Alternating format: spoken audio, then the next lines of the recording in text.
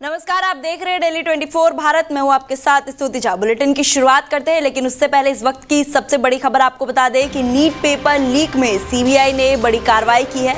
आपको बता दें कि सीबीआई ने 5 ठिकानों पर छापेमारी की है, जिससे पूरे इलाके में हड़कंप मच गया है।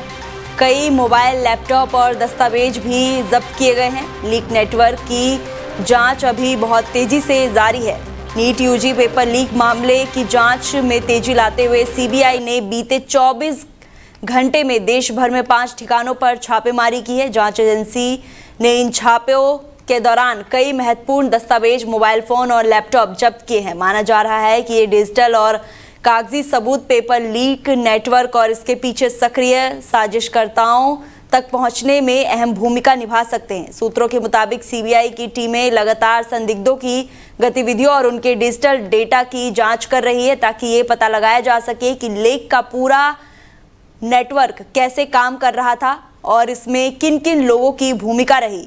इसी बीच राष्ट्रीय परीक्षण एजेंसी की भूमिका और परीक्षा प्रणाली में सुधार को लेकर भी सवाल उठ रहे हैं, जिन पर अलग से समीक्षा प्रक्रिया चल रही है। जांच एजेंसी का कहना है कि मामले की हद तह तक पहुंचने के लिए आगे भी कई स्थानों पर कार्रवाई की संभावना से इनकार नहीं किया जा सकता है।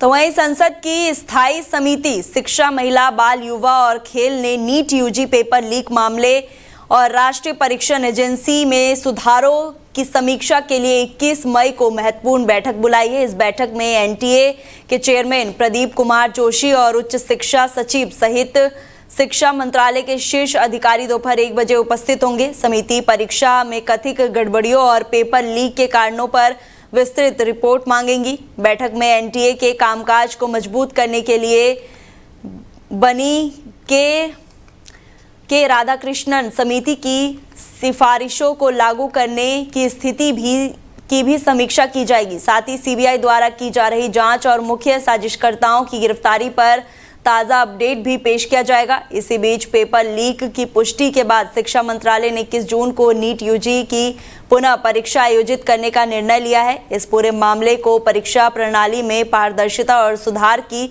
दिशा में बहुत महत्वपूर्ण माना जा रहा है।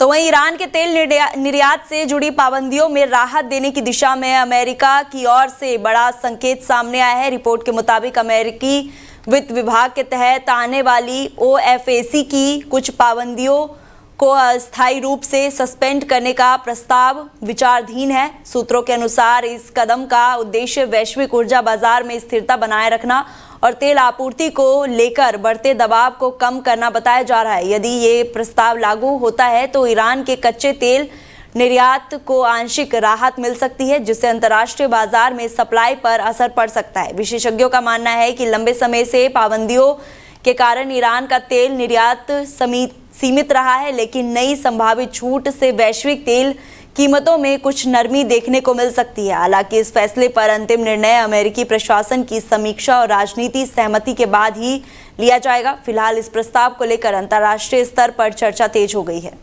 तो वहीं समाजवादी पार्टी के राष्ट्रीय प्रवक्ता राजकुमार भाटी के जाट और गुज्जर समाज पर दिए गए कथित विवादित बयान को लेकर विवाद लगातार गहराता जा रहा है। मामला 14 मई को दिल्ली में आयोजित जाट महासभा कार्यक्रम से जुड़ा बताया जा रहा है, जहां दिए गए बयान पर सामाजिक और राजनीतिक स्तर पर नाराजगी सामने आई है। इस मामले में किसान नेता राकेश टिकैत का भी बयान आया है। उन्होंने कहा है कि ऐसे बयान नहीं दिए जाने चाहिए और यदि किसी को ठेस पहुंची है तो संबंधी व्यक्ति को माफी मांगनी चाहिए। टिकैत ने यह भी कहा है कि सोशल मीडिया के दौर में कई बार वीडियो को तोड़ मरोड़ कर भी पेश किया जाता है, इसलिए पूरी वीडियो देखना जरूरी है। वहीं दूसरी ओर मुजफ्फरनगर में जाट समाज का विरोध तेज हो गया है। जाट महासभा के कार्यकर्ताओं ने एसएसपी कार्यालय पहुंचकर राजकुमार भाटी के खिलाफ एफआईआर दर्ज कराने की मांग की है और मुख्यमंत्री को ज्ञापन सौंपा है। जाट महासभा के जिला अध्यक्ष धर्मवीर बालियान ने आरोप लगाया है कि बयान ने समाज की भावनाएं आहत हुई है और सख्त कार्रवाई की मांग की है। उन्होंने कहा है कि अगर सरकार कार्रवाई नहीं करती है तो समाज खुद कदम उठाने को मजबूर होंगे। हालांकि संगठन ने कानूनी प्रक्रिया का समर्थन किया है। मामले को लेकर अखिलेश यादव से भी राजकुमार भाटी को पार्टी से बाहर करने की मांग उठी है। फिलहाल ये विवाद राजनीतिक और सामाजिक दोनों स्तरों पर चर्चा का विषय बना हुआ है। आज जाट महासभा मुजफ्फरनगर के सभी पदाधिकारी इकट्ठा होकर माननीय जिलाधिकारी को मुख्यमंत्री के नाम एक ज्ञापन दिया। ज्ञापन का विषय है राजकुमार भाटी द्वारा गुज्जर समाज व जाट समाज की महिलाओं पर अभद्र टिप्पणी। मतलब सभी को जानकारी है, पत्रकार भाइयों को भी, समाज में भी, सोशल मीडिया के माध्यम से सभी को जानकारी है कि 14 मई को दिल्ली में के परम श्रद्धेय चौधरी महेंद्र सिंह टिकैत की पुण्यतिथि पर एक कार्यक्रम रखा गया था। उसमें उनके द्वारा कार्यक्रम से हटकर दो समाज की महिलाओं को टारगेट करते हुए जो टिप्पणी की गई है वह अशोभनीय है, बर्दाश्त योग्य नहीं है। उसी चीज को लेकर समाज में भारी रोष है और उसी के लिए आज हमने माननीय मुख्यमंत्री के नाम एक ज्ञापन दिया है। ऐसे व्यक्ति के खिलाफ FIR दर्ज हो और उसके बाद कानूनी कार्रवाई जो भी सरकार द्वारा बनती है में सभी इस पे होनी चाहिए। और साथ में हमने ये भी मांग करी है, इसको सामाजिक बहिष्कार भी होना चाहिए। हर समाज इसका बहिष्कार करे, इसे कार्यक्रमों में ना बुलावे। बल्कि मैं तो ये कहूँगा, मुजफ्फरनगर तो इतना रोष है, अगर वो यहाँ आया तो लोग बाग जुत्ता ले बैठे, जुत्तों से भी उसका स्वागत करने को तैयार। आज तो वहीं आप सांसद संजय सिंह की सामाजिक सद्भाव पदयात्रा का 5वां चरण मेरठ से गाजियाबाद तक जारी है। यात्रा जब मोदी नगर तहसील पहुंची तो उन्होंने केंद्र और प्रदेश सरकार पर जमकर हमला बोला। संजय सिंह ने कहा कि यात्रा सामाजिक सद्भाव, रोजगार, किसानों, युवाओं और रेहड़ी पटरी वालों की समस्याओं को उठाने के लिए निकाली जा रही है। उन्होंने आरोप लगाया है कि किसान फसलों के सही दाम और खाद की कमी से परेशान है, जबकि युवा बेरोजगारी और पेपर लीक जैसी घटनाओं से निराश है। उन्होंने कहा कि इंजीनियरिंग और मेडिकल प्रवेश परीक्षाओं में लगातार पेपर लीक होने से युवाओं का भविष्य प्रभावित हो रहा है। उन्होंने ये भी आरोप लगाया कि उत्तर प्रदेश में भेदभावपूर्ण कार्रवाई हो रही है और बुलडोजर एक्शन धर्म देखकर किया जा रहा है। संजय सिंह ने कहा कि बाबा साहेब भीमराव अंबेडकर का सपना सभी को समान न्याय दिलाने का था, लेकिन आज आम लोगों को न्याय नहीं मिल रही है। महंगाई और आर्थिक मुद्दों पर बोलते हुए उन्होंने कहा कि देश में लगातार महंगाई बढ़ रही है और रुपया कमजोर हो रहा है। उन्होंने केंद्र सरकार पर जनता को गुमराह करने का आरोप लगाया है। साथ ही प्रधानमंत्री नरेंद्र मोदी के विदेश दौरों का जिक्र करते हुए भी सरकार की नीतियों पर सवाल उठाए हैं। देखिए, 5वें चरण की पदयात्रा है मेरठ से गाजियाबाद तक की, और इस पदयात्रा में आम आदमी पार्टी रोजगार का मुद्दा उठा रही है, सामाजिक न्याय का मुद्दा उठा रही है। और जब हम रोजगार की बात करते हैं तो ये सिर्फ नौजवानों तक सीमित है, ऐसा नहीं है। इस देश का किसान, उत्तर प्रदेश का किसान जो फसल के दाम न मिलने के कारण आत्महत्या कर लेता है, खाद की बोरी नहीं मिलती, लाइनों में खड़ा रहता है, उसकी भी आवाज है ये यात्रा।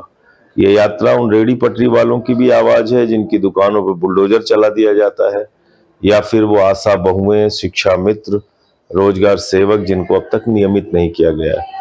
और अभी जो सामने मामला आया है नीट की परीक्षा का, ऐसे ही उत्तर प्रदेश में बहुत सारी परीक्षाओं के पेपर लीक हुए हैं।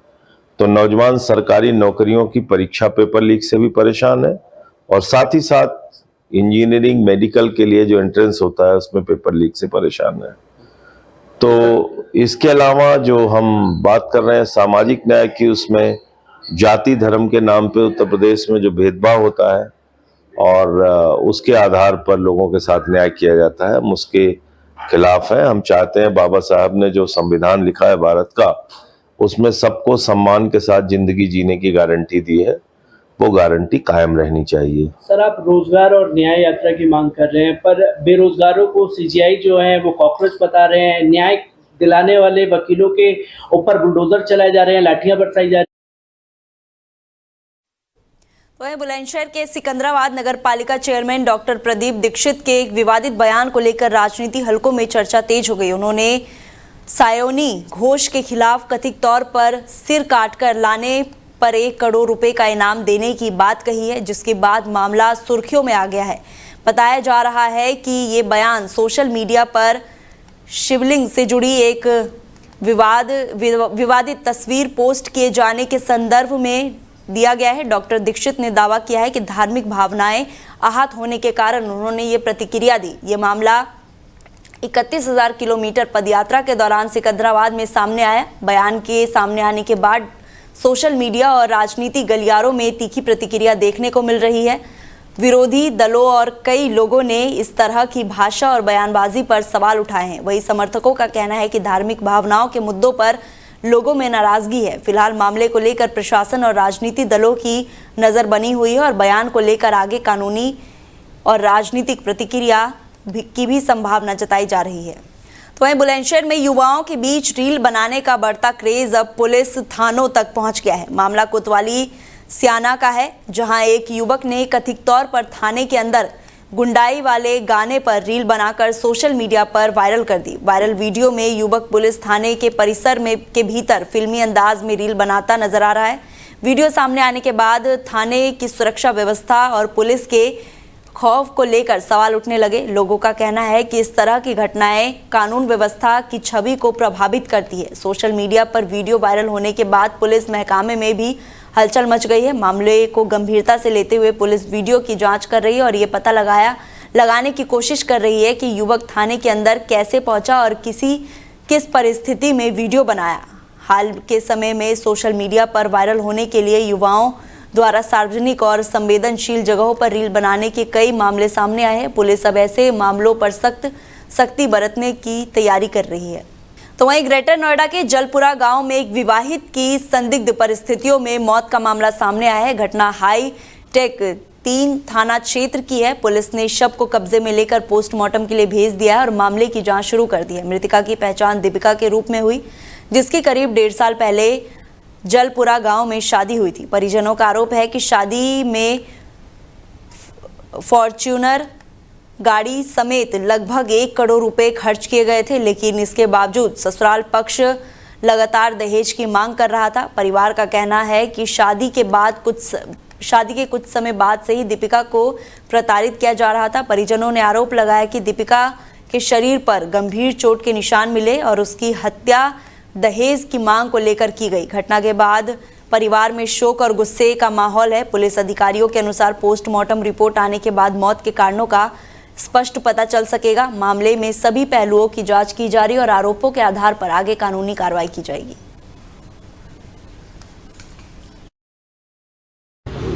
1.5 साल पहले और उसे दरिंदों ने कल रात मार दिया। दहेज के लोभ में उसे मार दिया। कब से प्रताड़ित कर रहे थे? प्रताड़ित उसे तो 10 महीने से लड़की बराबर हमें बोल रही थी और हम आके उसे समझा भी जाते थे, बता भी जाते थे, बाकी उन पे कोई फर्क नहीं आया इसी तरह का। आखिरी बार कब बात हुई थी बेटी से? और बेटी से कल भी बात हुई थी। कल मैं मिला भी था बेटी से और उसके बाद जो है उन्होंने जैसे ही हम घर चले गए, मैं कल आया था वहां पे उसे समझाने के लिए, बात करने के लिए। बाकी वो उसके बाद भी उन्होंने जैसे ही ये लगभग 11:30-12 बजे के करीब उन्होंने मुझे फोन किया। 12:30 बजे के करीब। कोई चोट का निशान भी है? चोट के निशान भी है मेरी बेटी के, और उसे मारने के बाद छत पे ले जाकर उसे नीचे फेंक दिया। किस तरह का दहेज की मांग थी? क्या मांग? दहेज क्या थोड़ा था जी, फॉर्च्यूनर गाड़ी 51 लाख रुपए।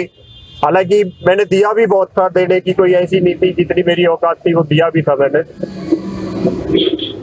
वहीं बुलंदशहर में भीषण गर्मी और लगातार बदलते मौसम के कारण अस्पतालों में मरीजों की संख्या तेजी से बढ़ रही है। खासकर उल्टी, दस्त और बुखार, खुजली और कुत्ता काटने जैसे मामलों के मरीज बड़ी संख्या में अस्पताल पहुंच रहे। सामुदायिक स्वास्थ्य केंद्र पहासू के डॉक्टरों के अनुसार अस्पताल में प्रतिदिन करीब 500 से 600 मरीज इलाज के लिए पहुंच रहे। बढ़ती गर्मी के कारण लोगों की तबीयत तेजी से बिगड़ रही है, जिससे स्वास्थ्य विभाग भी अलर्ट मोड पर है।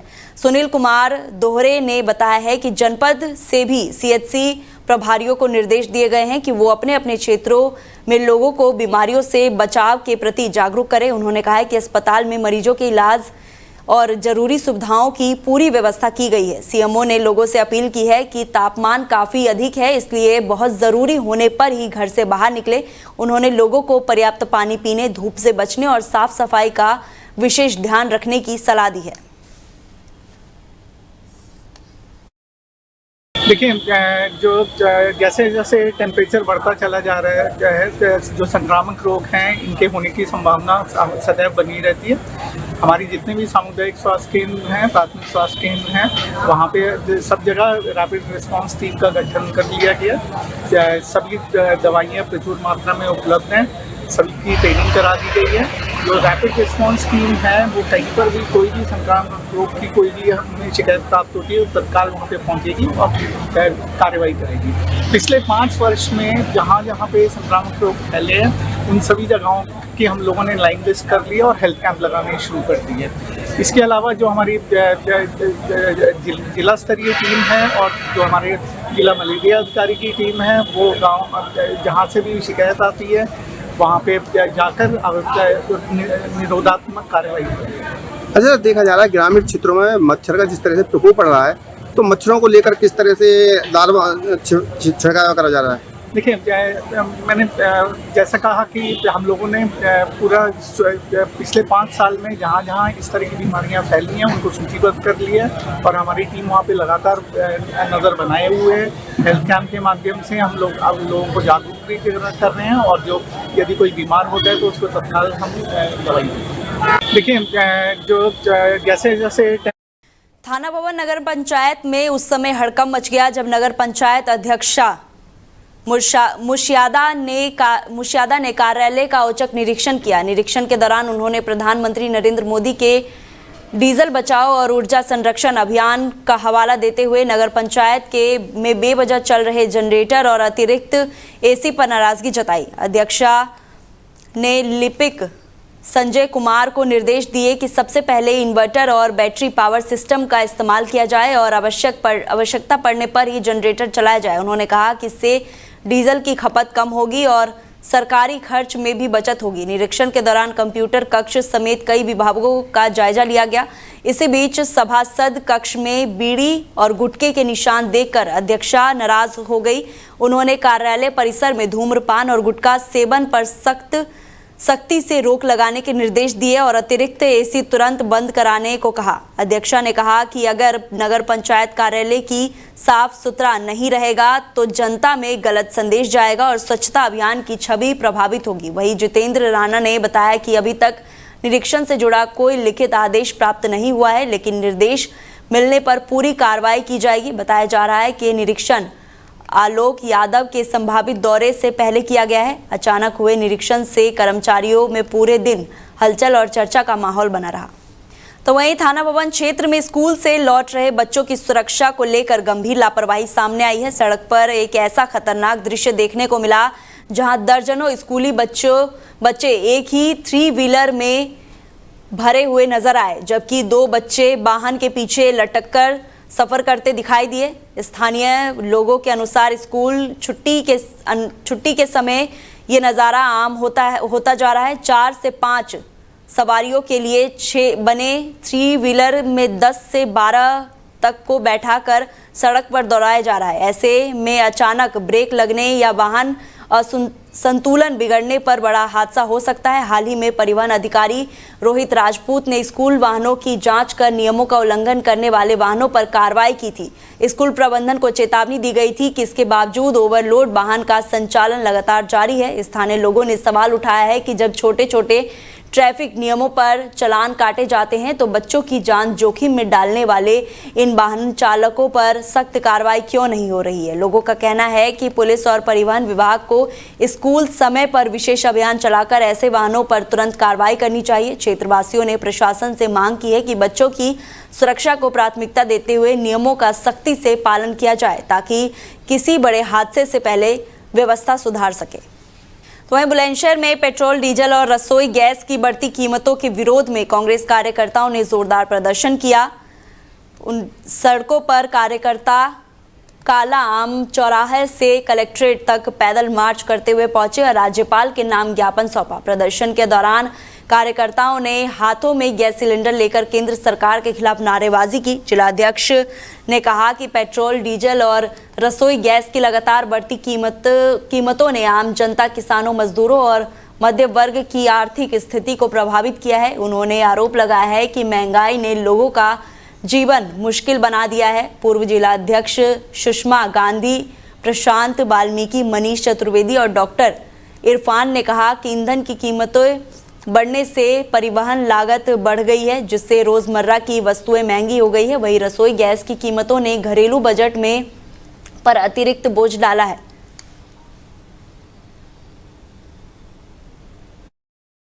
राहुल गांधी, हमारा नेता राहुल गांधी महीने में 4 बार प्रेस के साथियों को संबोधित करता है और जनता के जुड़े मुद्दों का जवाब देता है। मैं पूछना चाहता हूं, जो टेलीप्रॉम्प्टर से भाषण देते हैं वो लोग, क्या उनमें रीढ़ की हड्डी है जो एक प्रेस कॉन्फ्रेंस कर जाएंगे? ओपन चैलेंज है पूरे देश के मीडिया के लिए, सोशल मीडिया इन्फ्लुएंसर्स के लिए, यूट्यूबर्स के लिए। 1 करोड़ रुपए का चंदा मैं इकट्ठा करके दूंगा अगर प्रधानमंत्री नरेंद्र मोदी जी से ओपन प्रेस कॉन्फ्रेंस कोई करा दे, जिसमें ना सवाल उनके होने चाहिए ना जवाब उनके होने चाहिए। निवेदन मेरा मीडिया के सभी साथियों से है, पूरे देश के मीडिया से कर रहा हूँ, यूट्यूबर से, सोशल मीडिया इन्फ्लुएंसर से, कि अगर आप प्रधानमंत्री मोदी से एक प्रेस कॉन्फ्रेंस करवा दें, 1 करोड़ रुपए का इनाम मैं चंदा करके दूंगा पूरे देश से। जो भी ओपन प्रेस कॉन्फ्रेंस होनी चाहिए, मैनेज नहीं कि कैमरे और सवाल आ जाएंगे। ओपन प्रेस कॉन्फ्रेंस, जैसे प्रधानमंत्री मनमोहन सिंह जी हर साल एक प्रेस कॉन्फ्रेंस करते थे, मोदी जी ने 12 साल में कोई प्रेस कॉन्फ्रेंस नहीं की। जब आप विश्व के सबसे बड़े लोकतंत्र में खड़े हो, विश्व के सबसे बड़े संविधान के रक्षक हो, तो आप प्रेस कॉन्फ्रेंस करिए। मैं मीडिया के माध्यम से चुनौती दे रहा हूं, जो भी मीडिया का channel open press conference constitution club में या प्रेस क्लब ऑफ इंडिया में मोदी जी की आयोजित कराएगा, 1000 रुपए का चंदा, 1 करोड़ रुपए का चंदा कांग्रेस का एक कार्यकर्ता पूरे बुलंदशहर के घर से इकट्ठे कर करके हम लोग देंगे। देखिए, पूरे देश के अंदर पेट्रोल डीजल के दामों में बेतहाशा वृद्धि की गई है, रसोई गैस के दाम आसमान छू रहे हैं, आम जनजीवन अस्त व्यस्त है और आप देख रहे हैं। तो वहीं ग्रेटर नोएडा में पुलिस ने एक बड़े लूटपाट गिरोह का खुलासा करते हुए 5 शातिर अभियुक्तों को गिरफ्तार किया है। ये कार्रवाई पुलिस कमिश्नर के निर्देशन में ग्रेटर नोएडा पुलिस द्वारा की गई है। पुलिस के अनुसार ये गिरोह एनसीआर क्षेत्र में लिफ्ट देने के बहाने राहगीरों को निशाना बनाता था और उनसे लूटपाट करता था। गिरफ्तार किए गए आरोपियों में सरगाना समेत कुल 5 लोग शामिल हैं, जिनकी पहचान अंकित, दीपांशु, तरुण, नवाब और मोहित के रूप में हुई है। सूरजपुर थाना पुलिस ने सेक्टर ईटा 1 के पास कार्रवाई करते हुए सभी आरोपियों को घर से धर दबोचा है। मौके से पुलिस ने 20 लूटे गए मोबाइल फोन, नकदी, घटना में इस्तेमाल की गई 2 कार और अन्य सामान बरामद किया है। तो वहीं मुजफ्फरनगर में अब पुलिसकर्मियों द्वारा वर्दी पहनकर सोशल मीडिया पर रील बनाने और शॉर्ट वीडियो पोस्ट करने पर सख्त कार्रवाई और चेतावनी जारी की गई है। ये निर्देश अमिताभ यश के आदेश के बाद जारी किए गए हैं, जिसके बाद जिला पुलिस पूरी तरह से अलर्ट मोड पर आ गई है। संजय कुमार वर्मा ने सभी एसपी और सीओ को स्पष्ट निर्देश दिए हैं कि सोशल मीडिया पर पॉलिसी का उल्लंघन किसी भी स्थिति में बर्दाश्त नहीं किया जाएगा। उन्होंने कहा है कि यदि कोई पुलिसकर्मी नियमों का उल्लंघन करता है पाया गया तो उसके खिलाफ तत्काल विभागीय कार्रवाई की जाएगी। पुलिस मुख्यालय द्वारा 8 फरवरी 2023 को लागू की गई सोशल मीडिया पॉलिसी के अनुसार पुलिसकर्मियों को अनुशासित ऑनलाइन व्यवहार बनाए रखना अनिवार्य है। इसके बावजूद कुछ पुलिसकर्मियों द्वारा रील और आपत्तिजनक कंटेंट पोस्ट किए जाने के मामले सामने आए हैं, जिससे विभाग की छवि प्रभावित हो रही है। पिछले दिनों मुजफ्फरनगर में ही रील बनाने के मामले में एक दरोगा और एक सिपाही पर कार्रवाई हो चुकी है। अब नए निर्देश के बाद इस तरह की गतिविधि पर भी कड़ी निगरानी रखी जाएगी।